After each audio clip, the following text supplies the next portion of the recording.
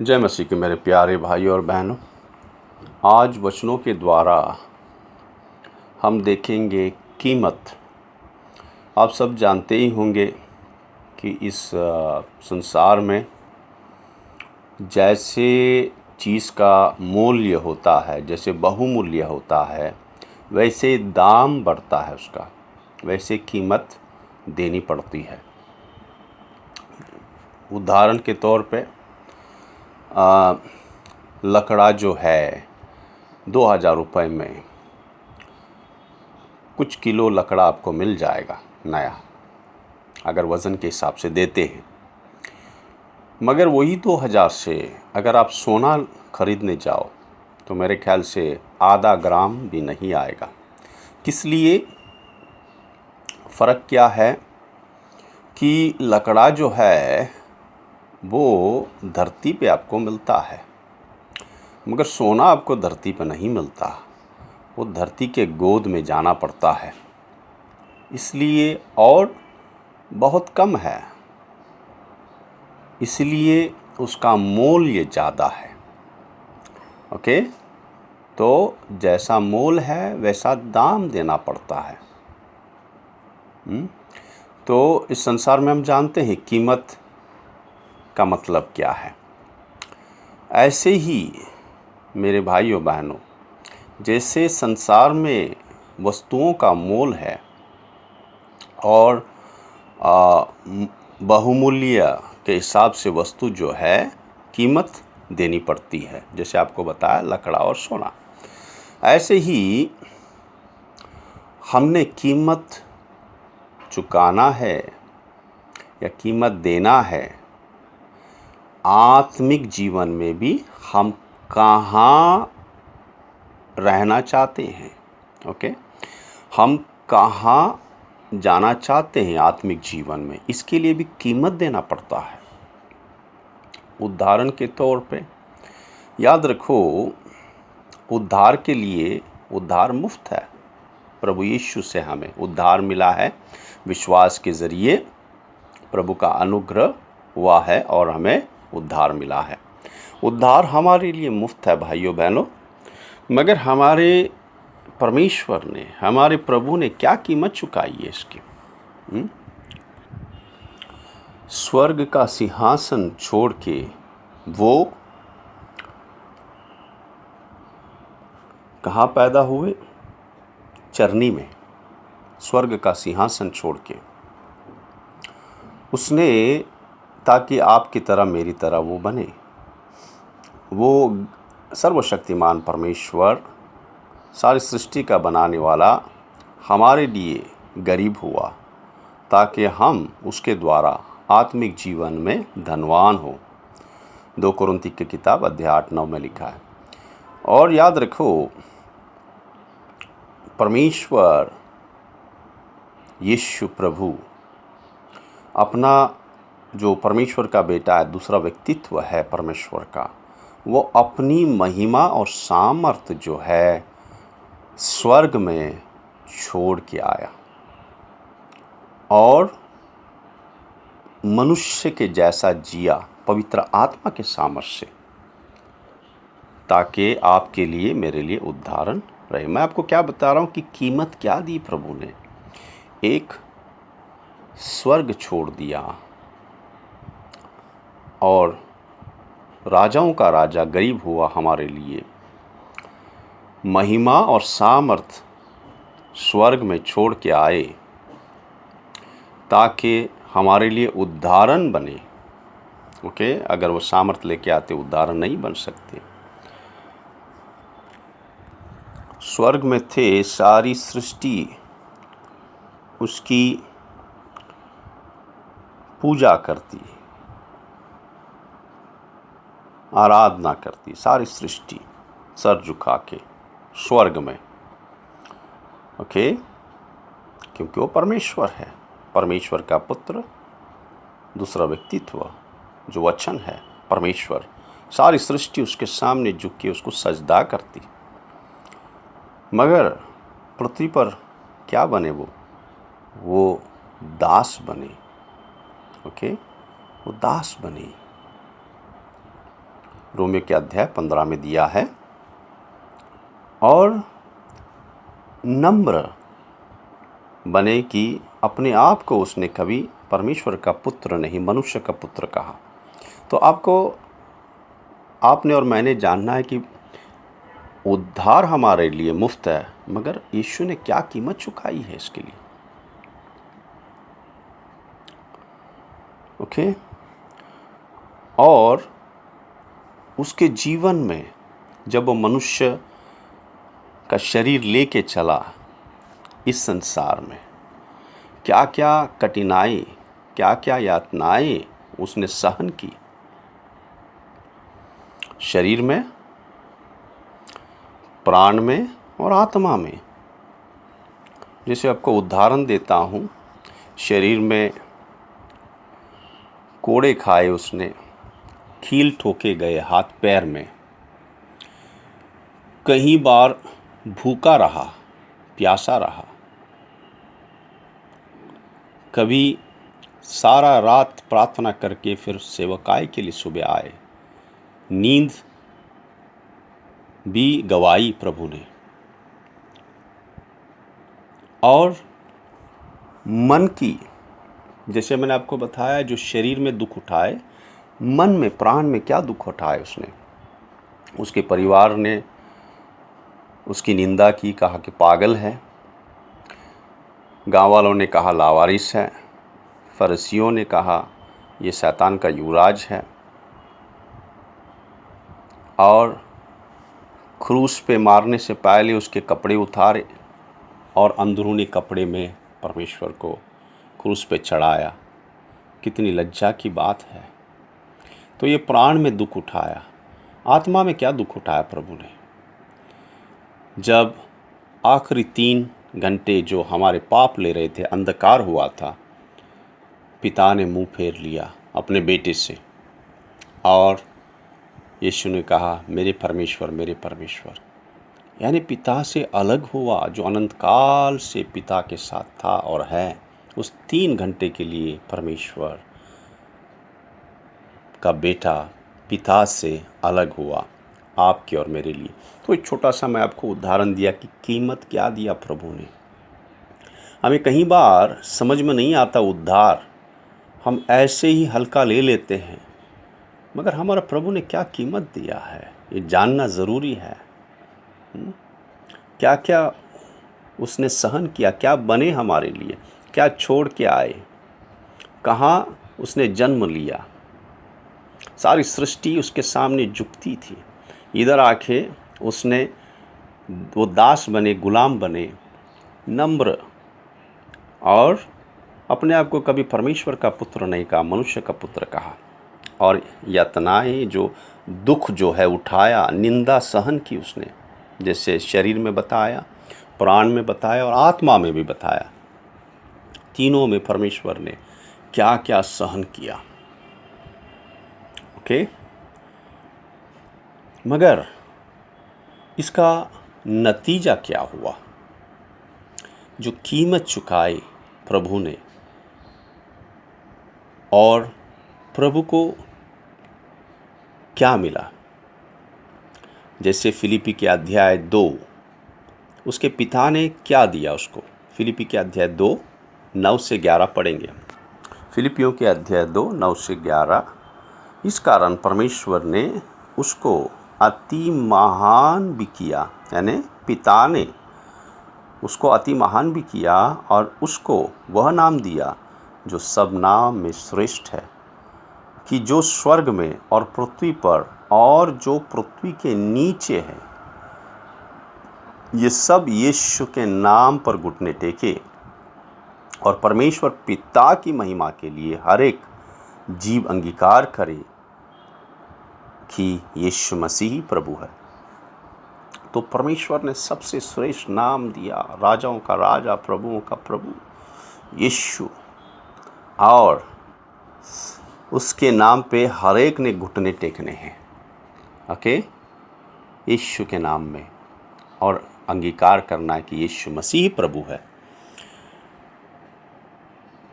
कीमत क्या दी और क्या नतीजा क्या मिला उनको।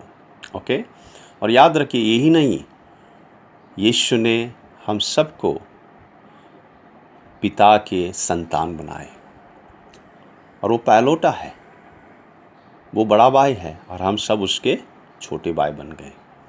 तो क्या कीमत दिया प्रभु ने और क्या नतीजा निकला। जैसे मैंने आपको बताया, जितने बहुमूल्य चीज़ हैं वैसी बड़ी कीमत है। और आज इब्रानी के अध्याय 12 में अगर पढ़ेंगे तो यीशु प्रभु दाहिने हाथ पे जाके बैठे, निंदा और कठिनाई और दुख सहन करके सिंहासन पर बैठे पिता के दाहिने हाथ पे। तो अब हम दूसरा उदाहरण देखेंगे। याद रखिए आज हम कीमत के बारे में देख रहे हैं। दूसरा उदाहरण देखेंगे पौलुस। हम जानते हैं कि पौलुस जो है प्रेरितों में सबसे बड़ा प्रेरित है। अगर आप देखेंगे कितनी कलीसियाएं उसने स्थापित की और अलग अलग कलीसियाओं को उसने पत्र लिखा। रोमियो की, कोरिन्थ की, गलातियों की, एफिसियों की, फिलिपियों की, कोलोसियों की, थिस्सलुनीके, कितने कलीसिया स्थापित किए। मगर ये पौलुस था कौन। अगर प्रेरितों का अध्याय 22 और वचन 3 में पढ़ेंगे, यहाँ से उनका थोड़ा सा झलक दिया हुआ वे कौन थे। वो पौलुस कहता है कि मैं तो यहूदी मनुष्य हूँ जो किलिकिया के तारसुस में जन्मा, परंतु इस नगर में गमेलियल के पाँवों के पास बैठकर पढ़ाया गया और बाप दादाओं की व्यवस्था की ठीक रीति पर सिखाया गया और परमेश्वर के लिए ऐसी धुन लगाया था जैसे तुम सब आज लगाए हो। तो पौलुस क्या कह रहा है, वो कहाँ जन्मा था पता है। तारसुस एक बहुत ही नामचीन जगह था, बहुत ही धनवान। लिखा गया उसका जो पिता था वो बड़ा धनवान था तारसुस में, और धनवान का बेटा था सौल, जिसका नाम सौल था, जो बाद में पौलुस रखा गया। ओके, और कैसे थे वो पढ़े लिखे थे, शास्त्री ज्ञानी थे, फारसी थे।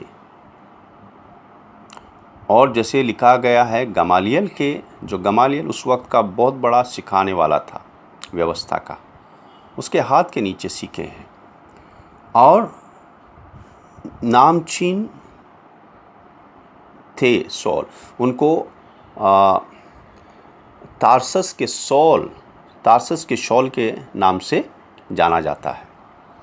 ओके, मगर इसने क्या कीमत दी जब प्रभु ने उन्हें चुना उसके राज्य के लिए। देखो वो शास्त्री ज्ञानी थे, मगर वो क्या कहते हैं पहले कुरिन्थी के अध्याय 2:1 में क्या लिखा है। और हे भाइयों, जब मैं परमेश्वर का भेद सुनाता हुआ तुम्हारे पास आया, तब वचन या ज्ञान की उत्तमता के साथ नहीं आया। यानी जो मैंने पढ़ा था, जो मैं शास्त्री ज्ञानी था, उसके द्वारा नहीं आया, क्योंकि मैंने यह ठान लिया था कि तुम्हारे बीच यीशु मसीह वरन क्रूस पर चढ़ाया हुआ मसीह को छोड़ और किसी बात को ना जानूं। क्या कह रहे हैं, मैंने प्रचार किया शुभ समाचार यीशु मसीह के बारे में, और मेरी बुद्धि और ज्ञान से, जो मेरे शास्त्र का ज्ञान था उसके द्वारा मैंने कुछ प्रचार नहीं किया। और उसके जीवन के बारे में क्या कहता है, जो उसका घर था, उसका धन था, क्या कहता है पौलुस। फिलिपी के अध्याय हम 3 में जाएंगे, फिलिपी के अध्याय 3 और वचन 6 से 8 पढ़ेंगे। उत्साह के विषय में यदि कोई तो कलीसिया का सताने वाला और व्यवस्था की धार्मिकता के विषय में यदि को कहो तो निर्दोष था। ओके। और परंतु जो जो बातें मेरे लाभ की थी उन्हीं को मैंने मसीह के कारण हानि समझ लिया है, वरन मैं अपने प्रभु मसीह यीशु की पहचान की उत्तमता के कारण सब बातों को हानि समझता हूँ, जिसके कारण मैंने सब वस्तुओं की हानि उठाई और उन्हें कूड़ा समझता हूँ, जिससे मैं मसीह को प्राप्त करूँ। तो वो कहता है सारा जो मेरा पहले का जीवन था मैंने छोड़ दिया। नामचीन था, शास्त्री ज्ञानी था, यीशु मसीह की भेंट हुई, सारा प्रभु के लिए उसने जीवन अपना बदल दिया। जो कलीसिया को सताने वाला था, कलीसिया के लिए काम करने लगा। हम जानते हैं कि पौलुस सबसे बड़ा प्रेरित था, मगर उसके लिए हम देख रहे हैं कि क्या कीमत दिया। फिर दूसरे तिमोथी में बाद में आते हैं, तो वो कहता है कि प्रेरित का जो कीमत क्या है।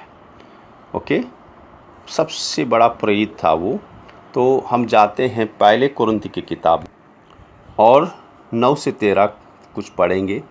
मेरी समझ में परमेश्वर ने हमें प्रेरितों को सबके बाद उन लोगों की नाई ठहराया है जिनकी मृत्यु की आज्ञा हो चुकी हो, क्योंकि हम जगत और स्वर्गदूतों और मनुष्य के लिए एक तमाशा ठहरे हैं। हम मसीह के लिए मूर्ख हैं, परंतु तुम मसीह में बुद्धिमान हो। हम निर्बल हैं, परंतु तुम बलवान हो। तुम आदर पाते हो, परंतु हम निरादर होते हैं। हम इस घड़ी तक भूखे प्यासे और नंगे हैं और घुसे खाते हैं और मारे मारे फिरते हैं और अपने ही हाथों से काम करके परिश्रम करते हैं। लोग बुरा कहते हैं तो हम आशीष देते हैं, वे सताते हैं हम सहते हैं, वे बदनाम करते हैं हम विनती करते हैं। हम आज तक जगत के कूड़े और सब वस्तुओं की खुरचन की नाई ठहरे हैं। तो इस बड़े प्रेरित के पीछे मैंने आपको ये सब क्यों बताया? क्या कीमत दिया पौलुस ने, कितनी बड़ी कीमत दी है, बहुत बड़ी कीमत दी है। जैसे हमने देखा उद्धार के लिए यीशु मसीह ने कितना बड़ा कीमत दिया। यीशु मसीह की तरह कोई कीमत नहीं दे सकता, मगर पौलुस का भी हमने देखा कि सबसे बड़ा प्रेरित थे, मगर क्या कीमत दी उसने। और अगर उनकी जो जीवन का दुख क्या था, यानी जो कितने उसने कोड़े खाए और कितने उसने लाठी से मार खाए, पत्थरों से मारा गया, ये सब जो है 2 कुरिन्थी के अध्याय 11 अगर पढ़ना चाहते हैं, 2 कुरिन्थी के अध्याय 11 23 से 29 तक आप पढ़ सकते हैं कि क्या क्या कठिनाई उठाई इस बड़े प्रेरित ने। कई बार क्या होता है, हम जो दास हैं देखते हैं कि परमेश्वर का कितना बड़ा अनुग्रह है उसके जीवन में, मगर उसके पीछे कितनी बड़ी कीमत है, क्या दुख है, क्या कठिनाई सहे हैं, क्या निंदा सहे हैं, हम नहीं जानते। इसलिए जानना ज़रूरी है। जैसे आज हम वचनों के द्वारा देख रहे हैं, जितना बड़ा आत्मिक जीवन प्रभु में उतनी बड़ी कीमत देना है। और वो क्या कहता है पौलुस कि दूसरे तिमोथी के अध्याय 4 और वचन 6 में, क्योंकि अब मैं अर्ध की नाई उंडेला जाता हूँ और मेरे कुछ का समय आ पहुँचा है। यानी वो कहता है कि मेरा जाने का समय आ पहुँचा है। मेरा जीवन कैसा था? उंडेल दिया गया था। ओके, जैसे पानी उंडेलते हैं, ऐसा मेरा जीवन प्रभु के लिए उंडेल दिया था। ओके, ये पौलुस कहता है, और कहता है अब मेरा जाने का समय आ गया है। तो ये है बड़े प्रेरित पौलुस का जीवन। अभी नबियों के बारे में भी लिखा है, जो हम कुछ देखेंगे कि नबियों का जीवन कैसा है और क्या कीमत देनी पड़ती है। आप ये पढ़ सकते हैं, मैं आपको इब्रानी के अध्याय 11, 36 और 37 पढ़ सकते हैं। ओके, नबियों ने कैसे चले और उन्होंने क्या कीमत चुकाई। फिर हम आगे बढ़ते हैं। तो कहीं लोग कहेंगे कि पौलुस का बुलावा था, वो प्रेरित करके बुलाए गए थे। ठीक है, प्रभु क्या कहता है लूका की अध्याय 12 और परंतु लूका का अध्याय 12:48, परंतु जो नहीं जानकर मार खाने के योग्य काम करेगा वो थोड़ा मार खाएगा। इसके बाद क्या लिखा है, इसलिए जिसे बहुत दिया है उससे बहुत मांगा जाएगा, और जिसे बहुत सौंपा गया है उससे बहुत मांगेंगे। ओके, तो याद रखो, परमेश्वर जैसे मत्ती के अध्याय 25-15 में कहता है तोड़ों के बारे में, जब हर एक दास को, हर एक को वो बुलाते हैं और तोड़े देते हैं। किसी को 5 देते हैं, किसी को 2 देते हैं, किसी को 1 देते हैं, मगर सबको देते हैं। ओके, तो ये बात हमने नहीं सोचना है कि परमेश्वर ने हमें पौलुस की तरह नहीं बुलाया, हमें पतरस की तरह, मगर सबको प्रभु ने कुछ ना कुछ तोड़ा दिया है। ओके, पौलुस को ज़्यादा तोड़े दिए थे, हो सकता है हमें ज़्यादा ने 1 दिया है। ओके, तो हमने क्या करना है, उसको लेके बैठना है। मगर याद रखिए, प्रभु कहता है, और कोई कहेंगे कि देखो कि मुझे बुलाया नहीं गया है। अगर आप कुरिन्थी की किताब में जाएंगे, वहाँ पे हम पढ़ेंगे कि प्रभु क्या कहता है। 2 कुरिन्थी के अध्याय 5:20 अगर पढ़ेंगे, क्या लिखा है, सो हम मसीह के राजदूत हैं। कौन? हम सब मसीह के राजदूत हैं। मानो परमेश्वर हमारे द्वारा समझाता है, हम मसीह की ओर से निवेदन करते हैं कि परमेश्वर के साथ मेल मिलाप कर लो। तो याद रखो मेरे भाइयों बहनों, देखो, सेवकाई कुछ लोगों को प्रभु ने दिया है। ओके, अब प्रभु उनसे जितना दिया, जैसे मैंने कहा तोड़ा, उसका हिसाब लेगा। मगर आपको पता है, जैसे अभी हमने पढ़ा 2 कुरिन्थी के अध्याय 5:21, प्रभु ने सबको राजदूत करके ठहराया है।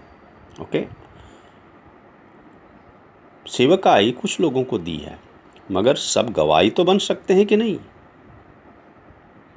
मेरा एक ही सवाल है, क्या हम सब गवाह बन सकते हैं कि नहीं? सबको गवाही करके प्रभु ने बुलाया है। ओके, याद रखिए, सेवकाई बाद में है, सबसे पहले जीवन की गवाही है।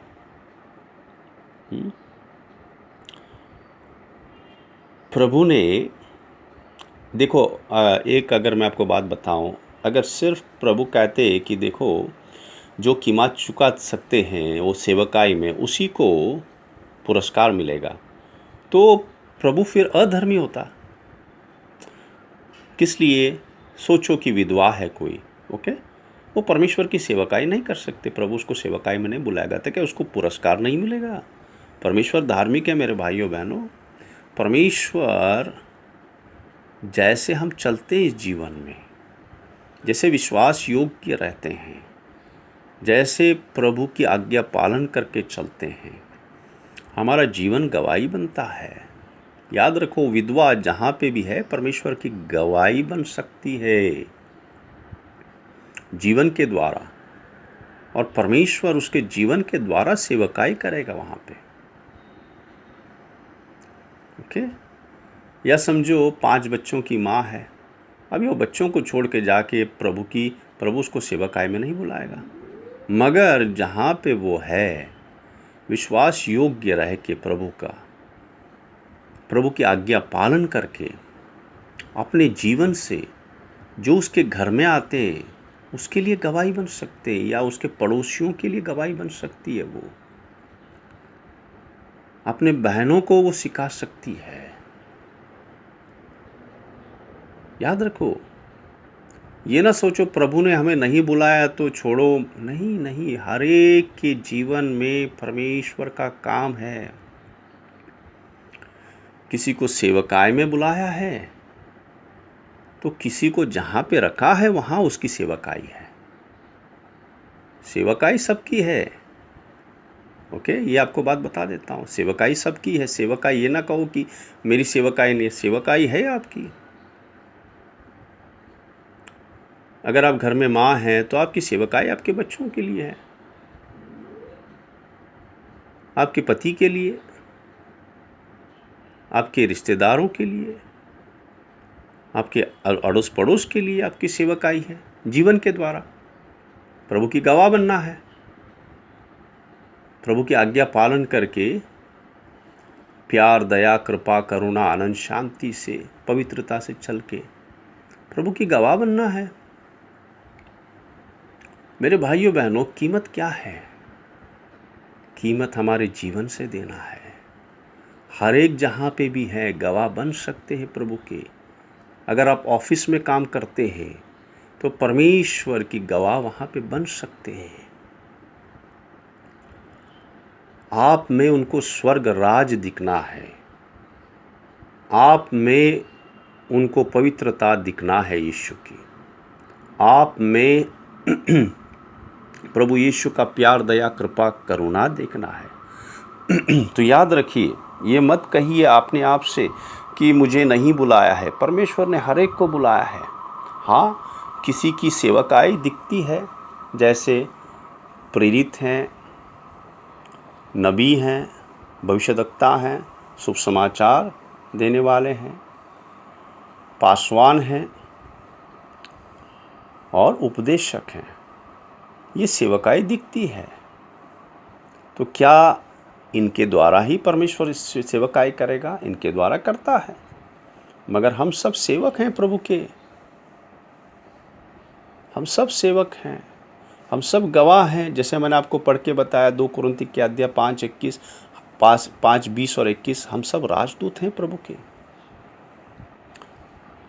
पता राजदूत का काम क्या होता है? वो उस देश का दूत होता है, अपने देश के बारे में गवाही देता है कि उसका देश कैसा है। उसके रहन सहन से, उसके खाने पीने से पता चलता है कि कौन सा देश का है वो। ऐसे ही हम स्वर्ग देश के हैं, हम स्वर्गीय नागरिक हैं, हम परमेश्वर के संतान हैं। हमारे जीवन से परमेश्वर के लिए महिमा मिलना है, गवाही होना है। ओके, तो याद रखो, परमेश्वर धार्मिक है। अगर सिर्फ सेवक लोगों को ही परमेश्वर पुरस्कार देते तो विधवा बोलती, प्रभु मुझे पुरस्कार नहीं है क्या? मैं तो सेवकाई नहीं कर सकते जैसे, या 5 बच्चों की माँ, प्रभु मेरे लिए पुरस्कार नहीं है क्या? मैं तो बच्चों को छोड़ के प्रभु सेवकाई नहीं कर सकती। तो परमेश्वर धार्मिक परमेश्वर है। प्रभु कहता है जहाँ पे तुम हो तुम सेवा कर सकते हो, सेवा कर सकती हो, परमेश्वर की गवाह हो सकते हो। परमेश्वर ने हर एक को बुलाया है। ओके, हर एक को बुलाया है। जैसे आपको एक उदाहरण देता हूँ। ओके, स्टीफनस के बारे में आपने सुने होंगे। तो स्टीफनस जो था वो कोई प्रेरित नहीं था, ना ही भविष्यद्वक्ता था। ओके, ये हम देखेंगे प्रेरितों के अध्याय 6, आप 1 से 10 पढ़िए। मैं सिर्फ ये 8 पढ़ूँगा। स्टीफनस एक साधारण सा मनुष्य था, आपके जैसे मेरे जैसे, मगर देखो क्या लिखा है, स्टीफनस अनुग्रह और सामर्थ्य में परिपूर्ण होके लोगों में बड़े बड़े अद्भुत काम और चिन्ह दिखाया करता था। पवित्र आत्मा के द्वारा। वो कोई बड़ा प्रेरित नहीं लिखा है, उसको पता है उसको क्यों चुना गया था, ताकि विधवाओं को खाना दे सके। मगर कितना बड़ा काम करके गया प्रभु के लिए। पता है सबसे पहला शहीद हुआ कलीसिया के लिए स्टीफनस है, और मरते समय उसने यीशु मसीह को स्वर्ग में पिता के दाहिने हाथ खड़े हुए देखा और सबको क्षमा करके गया जिन्होंने उसको मारा। जीवन की गवाही, यहाँ पे कोई बड़ी सेवकाई नहीं है उसकी। इसके लिए आप न बोलिए कि भाई प्रभु ने मुझे बड़ी सेवकाई के लिए नहीं बुलाया। स्टीफनस का जीवन उसकी गवाह था।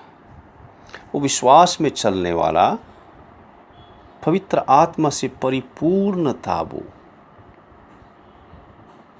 सामर्थ से परिपूर्ण था वो परमेश्वर का, और परमेश्वर पवित्र आत्मा उसके द्वारा बड़े बड़े काम करते थे।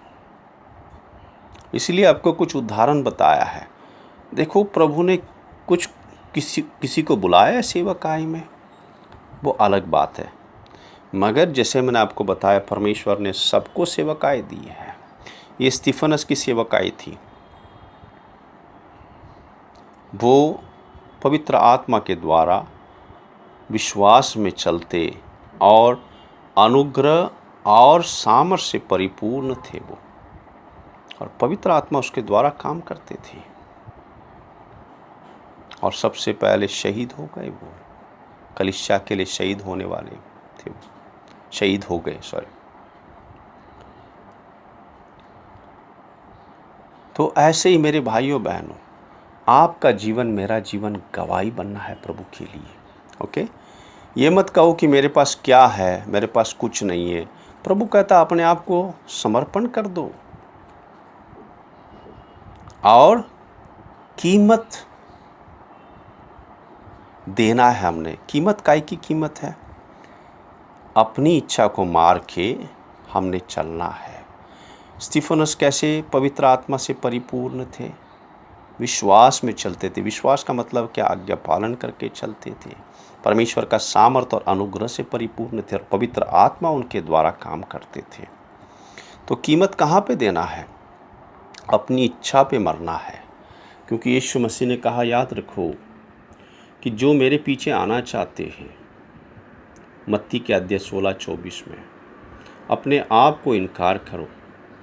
जैसे हमने देखा, इनकार करने का मतलब क्या है, कैसे पौलुस, कैसे यीशु मसीह को क्या क्या त्यागना पड़ा। मगर जब तक हमारा बुलावा नहीं है, हमने त्यागने का मतलब क्या है? जैसे अभी कोई इंजीनियर है, विश्वासी कंपनी में काम करता है, उसने ये त्यागना नहीं कि मैं इंजीनियर नहीं हूँ, नहीं, ये बात नहीं कहता प्रभु।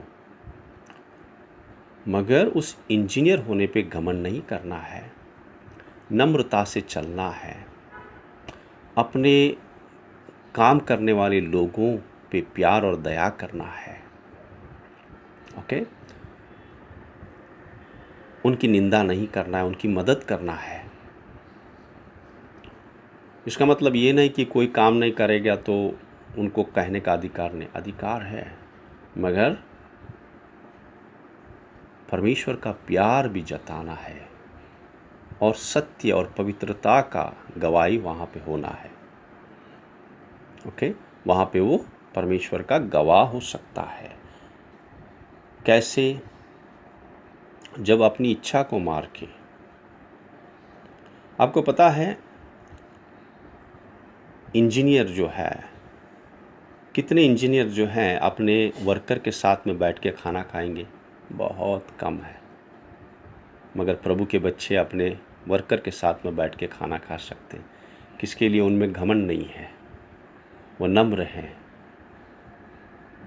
वो अपने काम करने वाले को अपने जैसे समझते हैं। तो यहाँ पे ये प्रभु का प्यार, दया, नम्रता दिखा सकते हैं और गवाह बन सकते हैं। देखो, यीशु मसीह बड़े बड़े शास्त्रीय ज्ञानियों के साथ में नहीं बैठे, वो उनको वचन भी सुनाए, मगर ज़्यादा करके जो ठुकराए हुए समाज के, जो चोर, जो पापी हैं, जो वेश्या हैं, जो गरीब हैं, जो लाचार हैं, जो पीड़ित हैं, प्रभु उनके साथ बैठे, प्रचार किए, उनके साथ चले। तो यीशु कहता है कि अगर मेरा पीछे आना चाहते हो, यानी मेरी तरह बनना चाहते हो, तो कीमत देना है, अपने आप को इनकार करना है और क्रूस उठा के चलना है। क्रूस उठाने का मतलब अपनी इच्छा पे मरना है, परमेश्वर की इच्छा करना है। जैसे हमने देखे कि यीशु मसीह कैसे शरीर में दुख उठाए, क्या क्या दुख उठाए, मन में क्या क्या दुख उठाए और आत्मा में क्या क्या दुख उठाए, ऐसे पौलुस ने भी। ओके, तो परमेश्वर हर एक को सेवकाई दी है, हर एक को, मगर उस सेवकाई में हम कैसे उतरते हैं, यानी हमारा जीवन कैसा है, ये जैसे हम कीमत देंगे, कीमत चुकाएंगे, परमेश्वर की आज्ञा पालन करके अपनी इच्छा को नकारेंगे और प्रभु की इच्छा करेंगे, तो ये कीमत देना है। जैसे स्टीफनस का मैंने आपको उदाहरण दिया, वो बड़ा प्रेरित नहीं था, या भविष्यद्वक्ता नहीं था, या शुभ समाचार देने वाला बड़ा नहीं कहा गया उसको। वो विधवाओं का खाना देने के लिए उसको बुलाया गया था, मगर कितना बड़ा प्रभु के लिए गवाही बना। किसके लिए? वो अपने जीवन में कीमत दे के प्रभु की इच्छा करके चलता था।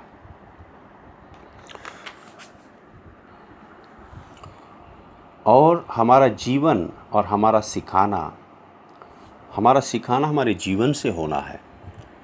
यीशु के बारे में लिखा है प्रेरितों के अध्याय 1 और वचन 1 में।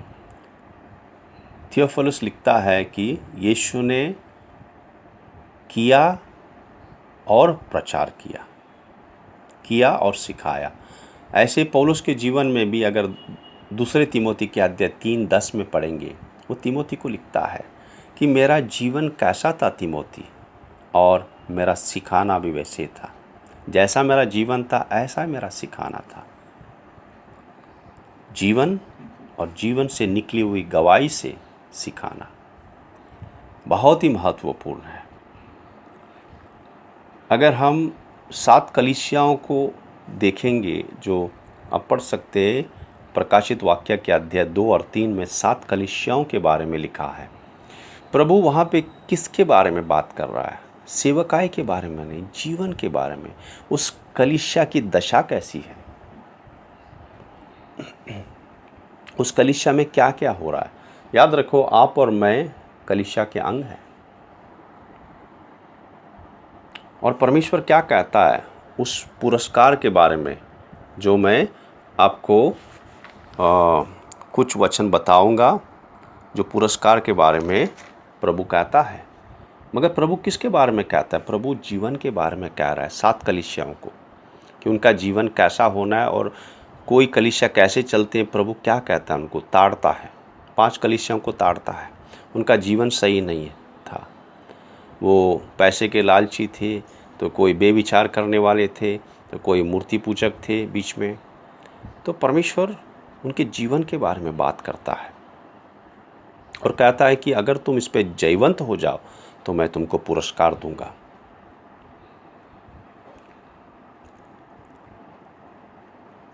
और दूसरी बात, प्रभु ने आपको और मुझे क्यों चुना है? सबसे महत्वपूर्ण बात क्या है? पवित्र आत्मा हमें किस लिए दिया गया है? पवित्र आत्मा इसलिए दिया गया है क्योंकि रोमियो के अध्याय 8:29 में अगर हम पढ़ेंगे तो पिता का मुख्य लक्ष्य क्या है? हम सिर्फ बच्चे ना रहें, मगर यीशु की तरह उसकी बेटा बने।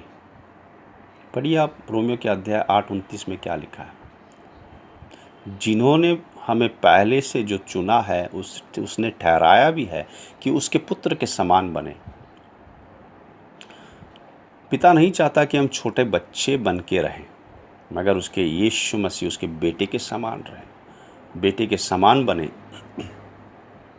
पिता को यीशु मसीह का जीवन बहुत प्रसन्न था, इसलिए बपतिस्मा लेने के बाद पिता ने कहा, ये मेरा पुत्र है जिससे मैं बहुत प्रसन्न हूँ।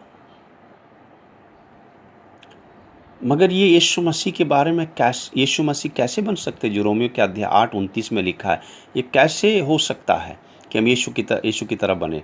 रोमियो के 8:28 अगर पूरा करें तो रोमियो की 8:29 पूरी हो जाएगी। रोमियो के 8:28 में क्या लिखा है, और हम जानते हैं कि जो लोग परमेश्वर से प्रेम रखते हैं उनके लिए सब बातें मिलकर भलाई ही को उत्पन्न करती है, अर्थात उन्हीं के लिए जो उसकी इच्छा के अनुसार बुलाए गए हैं। याद रखें, हम सबको प्रभु ने बुलाया है। ओके, हम उसके संतान हैं, उसके कलीसिया के अंग हैं, कोई अंग बेकार नहीं है। इसलिए आप ना कहिए कि मेरा बुलावा क्या है, मैं तो कुछ नहीं, मैं तो ऐसा है। नहीं, हर एक के जीवन में परमेश्वर की सेवकाई है, हर एक अंग काम करता है। जैसे आपको उदाहरण दिया, ये ना सोचो कि बस प्रेरितों को बुलाया है, भविष्यद्वक्ताओं को बुलाया है, और शुभ समाचार देने वालों को बुलाया है, और पासवानों को बुलाया है, उपदेशकों को बुलाया है। नहीं, हम सबको बुलाया है, हम सब की सेवकाई है। मगर रोमियो के अध्याय 8:29 कैसे, देखो प्रभु की इच्छा क्या है, पिता की इच्छा क्या है कि हम यीशु के समान बने सब।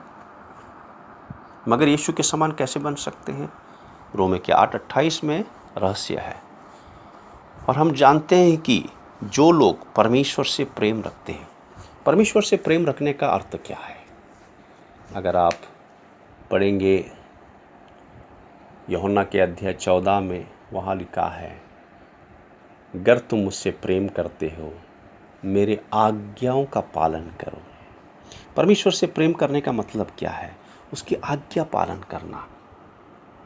तो अगर हम ऐसा ले सकते हैं वचन को, और हम जानते हैं कि जो लोग परमेश्वर से प्रेम रखने के बजाय हम ऐसा कह सकते हैं कि परमेश्वर का आज्ञा पालन करते हैं। ओके, परमेश्वर का आज्ञा पालन करते हैं, उनके लिए सब बातें मिलकर भलाई को ही उत्पन्न करती है। किसको, जो आज्ञा पालन करते हैं। आज्ञा पालन करना जब सब कुछ सही है, आसान है मेरे भाइयों बहनों, मगर जब कठिनाई आती है, सताव आता है, ओके, याद रखो, तब हम विश्वास में चलते हैं, तब प्रभु को प्रसन्न करते हैं, क्योंकि सारी चीज़ें भलाई के लिए उत्पन्न करती है। क्या सताव भलाई के लिए उत्पन्न करेगा? हाँ, अगर हम आज्ञा पालन करके चलेंगे, प्रभु आपकी इच्छा है, धन्यवाद। पहले थिस्सलुनीके अध्याय 5:18 में प्रभु कहता है, हर समय हर प्रकार में उसको धन्यवाद करो। क्या हम बीमारी में परमेश्वर को धन्यवाद कर सकते हैं? हाँ, क्योंकि अगर हम प्रभु की इच्छा के अनुसार चलते हैं तो परख हो सकता है, परमेश्वर परख रहे हैं। अगर कठिन है तो परमेश्वर का अनुग्रह मांगना है कि प्रभु इस परिस्थिति में मुझे अनुग्रह दे ताकि मैं जयवंत होकर चलूं। कीमत, तभी परमेश्वर हमें जहाँ पे ले जाएगा जहाँ पे उसकी इच्छा है, और हमारे जीवन में वैसा होगा जैसा वो चाहते हैं। कब? जब सारी चीज़ें कब भलाई के लिए उत्पन्न होगी, जब हम उसकी आज्ञा पालन करेंगे। प्रेम रखते हैं का मतलब क्या है? आज्ञा पालन करते हैं। तब कोई भी चीज़ हमारे लिए कठिन नहीं होगी, क्योंकि हम जानते हैं कि जब उसकी आज्ञा पालन करके चलते हैं, परमेश्वर की इच्छा के अनुसार चलते हैं, और परीक्षा होती है, और हर समय परमेश्वर हमारे साथ है। और परमेश्वर वहाँ में लेके जाएगा जहाँ पे वो लेके जाना चाहता है। ओके, तो कीमत, जैसे पौलुस ने कीमत दी, स्तिफनस ने कीमत दी। स्तिफनस के पास, जैसे मैंने बताया, कोई बड़ी सेवकाई नहीं थी, मगर अपने जीवन से गवाह बना। वो प्रभु की इच्छा के अनुसार चला, विश्वास में चला और सामर्थ्य और अनुग्रह में परिपूर्ण था वो। ओके, और याद रखिए पौलुस क्या कहता है कि जैसे मैं यीशु के पीछे हो लिया हूँ, तुम मेरे पीछे हो लो। यीशु ने कहा मेरे पीछे हो लो। और शिष्य कौन है परमेश्वर के? जो यीशु के पीछे हो लेते हैं। देखो, यीशु का जीवन गवाही था शिष्यों के लिए। शिष्यों का जीवन कैसे बदला, उन्होंने देखा उनका जीवन कैसा है। अगर पहले यूहन्ना के अध्याय 1 में पढ़ेंगे, यूहन्ना क्या लिखता है प्रभु के बारे में? हमने उसे छुआ, हमने उसे देखा, उसका जीवन देखा, उसकी महिमा देखी। ये यूहन्ना लिखता है। यीशु का जीवन गवाही था।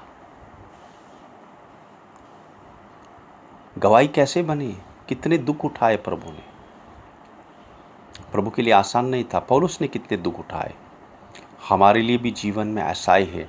अगर हम यीशु के पीछे जाना चाहते हैं, पवित्रता में चलना चाहते हैं, देखो 2 तीमोथी के अध्याय 3:12 में क्या लिखा है।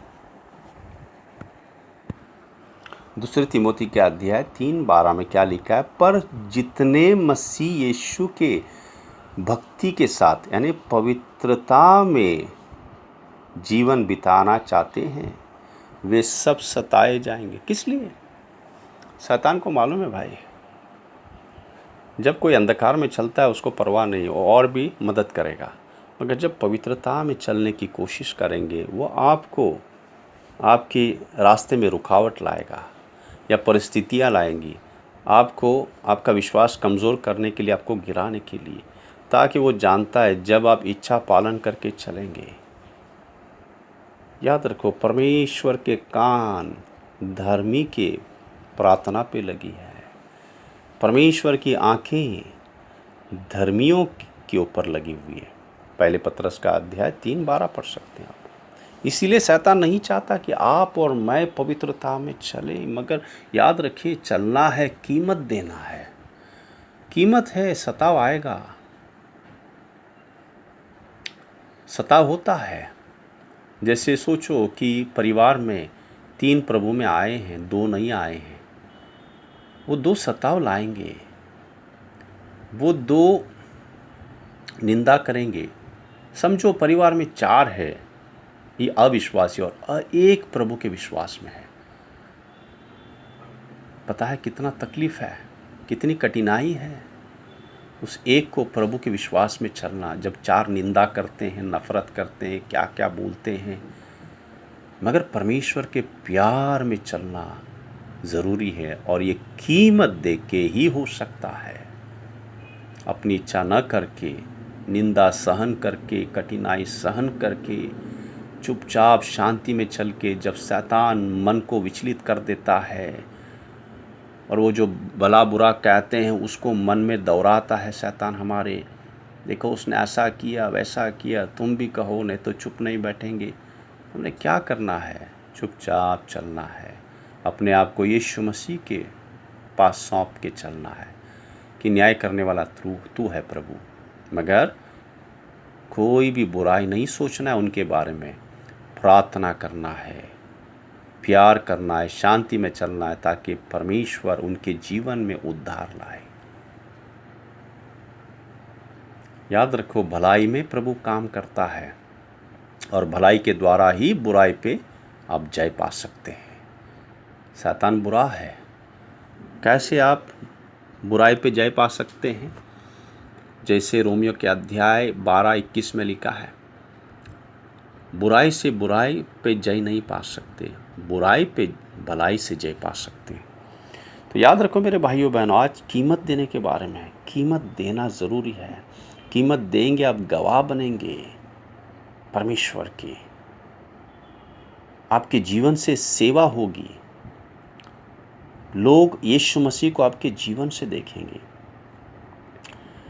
पता है एक चीज़, हमेशा प्यार से भरे रहो, पवित्र आत्मा से भरे रहो, प्यार से भरे रहो,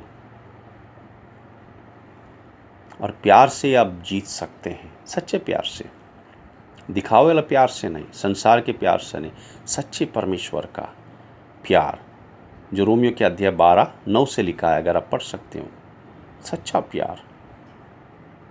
ओके, तो उस प्यार से भरना है। और कीमत देने के बाद हमें क्या मिलेगा, क्या लाभ है? देखो, जैसे पहले यूहन्ना के अध्याय 2:12 में यूहन्ना 3 जीवन के बारे में लिखता है, बच्चे, युवा और पिता।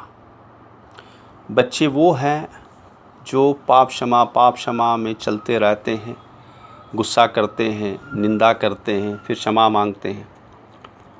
ये जीवन परमेश्वर को भाता हुआ जीवन नहीं है, ये आत्मिक बच्चे हैं। ओके, बच्चों के लिए कोई पुरस्कार नहीं मिलता है, और वो भी बेकार जीवन होगा अगर ऐसा जी के चलो। वैसे भी अगर आप स्वर्ग सिधारे जैसे तैसे, वो जीवन बेकार होगा। मगर युवाओं का जीवन कैसा है? वो पाप पे जयवंत पाए हैं। ओके, पहले यूहन्ना के अध्याय 2:12 से आप पढ़ सकते हैं। युवाओं का जीवन कैसे? वो पाप पे जयवंत पाए हैं। ओके, वो गवाह बने हैं परमेश्वर के लिए। ये जीवन प्रभु को भाता है। मगर उससे ऊपर का जीवन भी है, ऊंचा जीवन, पिताओं का जीवन, जो परमेश्वर को जानते हैं, उसका स्वभाव रखते हैं, उसका प्यार, दया, करुणा से भरे रहते हैं। जैसे पौलुस कहता है पहले कुरिन्थी के अध्याय 4:15 में, तुम्हारे पास 10,000 सिखाने वाले होंगे, उपदेशक होंगे, मगर मैं तुम्हारा पिता हूँ, आत्मिक पिता हूँ। याद रखो, 10,000 उपदेशक के मुकाबले एक पिता है। पिता का दिल अलग होता है। ओके, तो इस संसार से आप कौन से जीवन से परमेश्वर के राज में जाना चाहते हैं? बच्चों का जीवन जो पाप क्षमा में चलते हैं, खिलवाड़ करते हैं पाप से, परमेश्वर की निंदा करते रहते हैं, या युवा का जीवन जो पाप पे जयवंत होके चलते हैं और गवाह बनते हैं दूसरों के लिए, और उससे ऊपर का जीवन पिताओं का जीवन। याद रखो, पिता का जीवन यानी यहाँ पे सिर्फ पासवान या भाई, इसके लिए ही नहीं प्रभु कहता है। पिता का दिल का मतलब क्या है?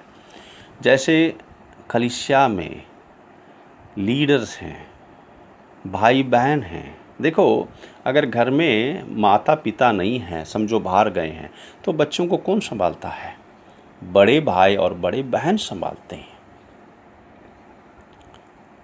अगर बड़े भाई समझो उस माता पिता के बड़े बेटे और बेटी भी लाचार हैं, तो कितना बोझ है उस माता पिता पे।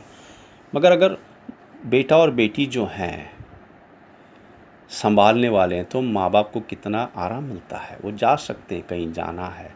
ऐसे कलीसिया में, आत्मिक जीवन में बड़े भाई और बहन होने हैं, लीडर्स होने हैं, जो पासवान की गैर मौजूदगी में वो संभालने वाले होना है।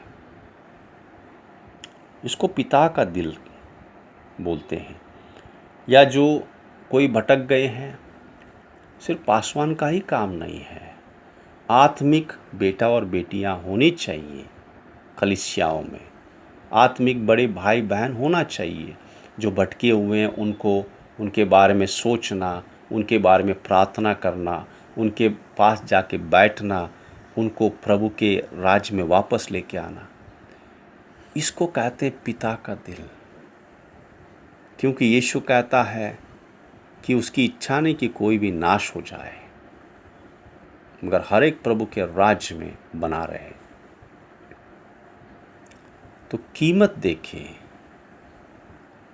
आप इस जीवन में बढ़ सकते हैं, बच्चे से युवा और युवा से पिता। परमेश्वर का स्वभाव रख के प्यार से भरे रहना है। ये सब जो अंधकार, जो कचरा है संसार का, निकालना है। जलन, कड़वाहट, निंदा करना, ये सब बेकार है।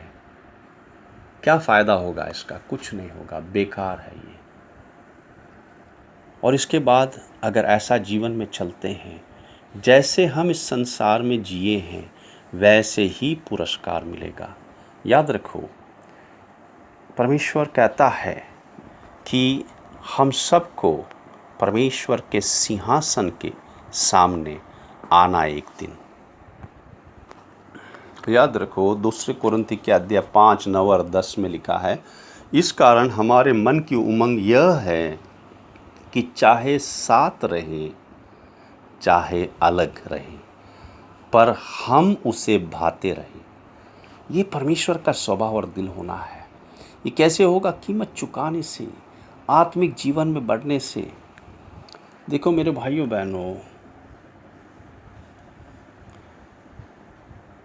प्रभु क्या कहता है 10 में, क्योंकि आवश्यक है कि हम सब का हाल मसीह के न्याय आसन के सामने खुल जाए, कि हर एक व्यक्ति अपने अपने भले बुरे कामों का बदला जो उसने देह के द्वारा किया हो पाए।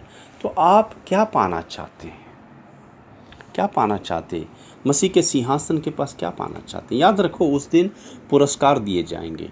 देखो दूसरे तिमोथी के अध्याय 4, 6 से 8 अगर हम पढ़ेंगे, पौलुस कहता है, दूसरे तिमोथी के अध्याय 4, 6 से 8, 7 से पढ़ूंगा, मैं अच्छी कुश्ती लड़ चुका हूँ, मैंने अपनी दौड़ पूरी कर ली है, और मैंने विश्वास की रखवाली की है। भविष्य में मेरे लिए धर्म का वह मुकुट रखा हुआ है।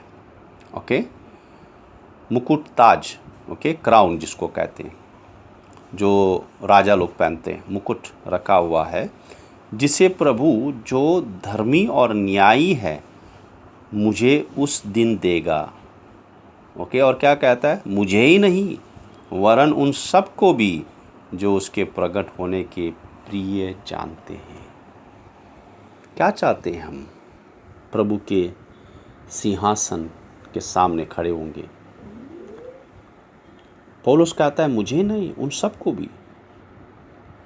जैसे याद रखो, जैसे आपको बताया, फिर से ये ना कहो कि मुझे नहीं बुलाया, मैं प्रेरित नहीं हूँ, मैं नबी नहीं हूँ, मैं भविष्यद्वक्ता नहीं हूँ, मैं शुभ समाचार देने वाला नहीं हूँ, मैं पासवान नहीं हूँ, मैं उपदेशक नहीं हूँ।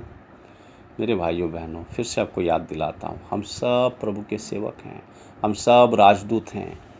अगर सिर्फ प्रभु उन्हीं को पुरस्कार देते जो सेवकाई कर रहे हैं, तो परमेश्वर अधर्मी ठहरते, मगर परमेश्वर धार्मिक है। जैसे आपको बताया, विधवा जो है वो कैसे जाके सेवकाई करे, मगर उसका जीवन गवाह है। जहाँ भी है वो दुख उठा के चलती है, प्रभु की इच्छा करती है, उसके जीवन से परमेश्वर सामर्थ और अनुग्रह परिपूर्ण विश्वास के द्वारा पवित्र आत्मा काम करेगा। जहाँ पे भी है, उसके परिवार में, उसके रिश्तेदारों में, उसके अड़ोस पड़ोस में परमेश्वर ज़रूर काम करेगा, मगर हमारा जीवन उसको समर्पण करना है। यही तो कीमत चुकाना है।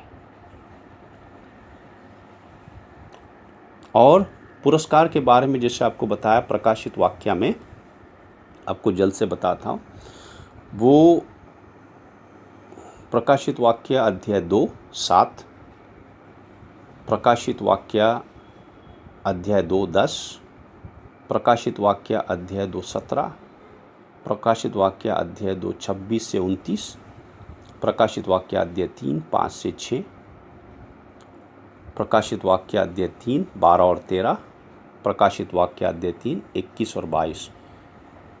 मैं कहता हूँ प्रकाशित वाक्य 2 और 3 पूरा पढ़िए। देखो परमेश्वर वहाँ पे पुरस्कार के बारे में बात करते हैं। सिर्फ पौलुस तिमोथी के किताब में ही नहीं, वहाँ पे भी प्रभु बात करते हैं। और याद रखो, परमेश्वर हर एक को देगा। तो आप और मैं स्वर्ग में क्या पाना चाहते हैं? क्या ऐसे ही बस पाप करके क्षमा मांग के पाप ऐसे ही जाना चाहते हैं इस जीवन से? चलो स्वर्ग में चले भी गए, ओके, जैसे तैसे क्या जीवन होगा जब सबको प्रभु पुरस्कार देता है? आप क्या बनना चाहते हैं? जो पता है, स्टेडियम में दो तरह के लोग होते हैं, एक मैच देखने वाले और एक मैच खेलने वाले। मैच खेलने वालों को पुरस्कार मिलता है, मैच देखने वालों को पुरस्कार नहीं मिलता है। और मैच खेलने वालों को बड़ा परिश्रम करना पड़ता है, बड़ी कीमत चुकानी पड़ती है वहाँ पे आके जीतने के लिए, पुरस्कार मिलने के लिए। हम सब बैठे बैठे वहाँ पे तो चाहेंगे कि हमें भी पुरस्कार मिले, मगर आपको लगता है जो स्टेडियम में बैठे हैं उनको पुरस्कार मिलेगा? मेरे भाइयों बहनों, कीमत देना है। जितना आप कीमत देंगे, जैसे आप चलेंगे यीशु मसीह के साथ इस पृथ्वी पर, इस संसार में उसके लिए, उसी के हिसाब से आपको पुरस्कार मिलेगा और उतने नज़दीक आप रहेंगे। याद रखो, परमेश्वर इस धरती पर राज्य करने आएगा, ओके। और उस वक्त याद रखिए किस किस को क्या क्या अधिकार देता है इस धरती पर। 1000 साल के लिए या राज करने के लिए आएंगे। अगर स्वर्ग में गए तो उसके साथ आएंगे, याद रखो, ओके। तो मैं आपको उत्साहित करता हूँ मेरे भाइयों बहनों, ऐसे न इस जीवन को बर्बाद करो। ठीक है, हमारे जो रोज़ का काम करना है, पढ़ाई करना है, मगर मुख्य लक्ष्य क्या है? आत्मिक जीवन। और परमेश्वर हमें कुछ कमी नहीं करेगा अगर आत्मिक जीवन को पहले रखो, दुख उठा के चलो, उसकी आज्ञा पालन करके चलो, तो परमेश्वर हमारी हर एक ज़रूरतें पूरी करेगा, वो और बोनस भी देगा। मगर हमारे आत्मिक जीवन में बढ़ोतरी होगी और हम आत्मिक जीवन में बढ़ेंगे आगे, परमेश्वर को प्रसन्न करेंगे, परमेश्वर को हमारा जीवन बहाएगा, हम गवाही बनेंगे परमेश्वर के लिए। और जहाँ पे भी हम हैं, हमारे जीवन के द्वारा सेवकाई होगी, ओके। परमेश्वर धार्मिक है, ओके। याद रखो, जैसे आपको बताया स्टीफनस के बारे में, वो विधवाओं को खाना देने के लिए बुलाया था। परमेश्वर का विश्वास में चलने वाला स्टीफनस, पवित्र आत्मा से भरा हुआ, उसके सामर्थ्य और अनुग्रह से प्रभु ने कैसे इस्तेमाल किया उसको, कितना बड़ा प्रभु के लिए गवाह बना हो, कितना बड़ा काम करके गया संसार से प्रभु के लिए। प्रभु सिंहासन से उठे उसको देखने के लिए। परमेश्वर यीशु मसीह खड़े हैं। आप और मैं भी ऐसे बन सकते हैं मेरे भाइयों बहनों, ओके। तो आओ प्रार्थना करेंगे। याद रखो, आज का विषय था कीमत। कीमत चुकाना है। जितना हम कीमत देंगे अपने जीवन में, कितनी इजाज़त देंगे, अपनी इच्छा को मार के प्रभु का इच्छा करेंगे, वैसे ही जीवन में, आत्मिक जीवन में बढ़ते जाएंगे। धन्यवाद करते पिता। प्रभु, आज जो वचन सुने हैं पिता, उसको भूलने नहीं देना प्रभु। हाँ प्रभु, हम सबको मदद करना प्रभु। पिता, आपकी एक ही इच्छा है, आपने हमें चुना है कि यीशु मसीह की तरह बनने के लिए, और पवित्र आत्मा भी इसीलिए दिया है। मगर ये कैसे होगा? सब बातें भलाई के लिए काम करेंगे कब? जब हम परमेश्वर से प्रेम करेंगे। परमेश्वर से प्रेम करने का मतलब क्या? आज्ञा पालन। जब हम आज्ञा पालन करते चलेंगे, सब चीज़ें हमारी भलाई के लिए काम करेंगे। कैसे? कि हर एक परिस्थिति में जब हम धन्यवाद करके जाते हैं, उसकी आज्ञा पालन करके चलते, यीशु मसीह की तरह बनाते बनाते बनाते पवित्र आत्मा हमें लेके चलेगा। हाँ प्रभु, धन्यवाद करते हैं प्रभु। पिता, मेरी प्रार्थना है, हर एक पवित्र आत्मा की भरपूरी के लिए प्रार्थना करें, इच्छा करें और उसके सामर्थ्य से चलें, और जो जीवन उनको दिया है प्रभु आपने, वो आपके लिए गवाही बने और आपकी इच्छा करें, इस पृथ्वी पर, और सिर्फ बालक नहीं युवा बने, युवा नहीं पिता का दिल और हृदय रखें। सारा आदर महिमा आपको देते पिता, यीशु मसीह के पवित्र नाम में प्रार्थना करते हैं, आमीन।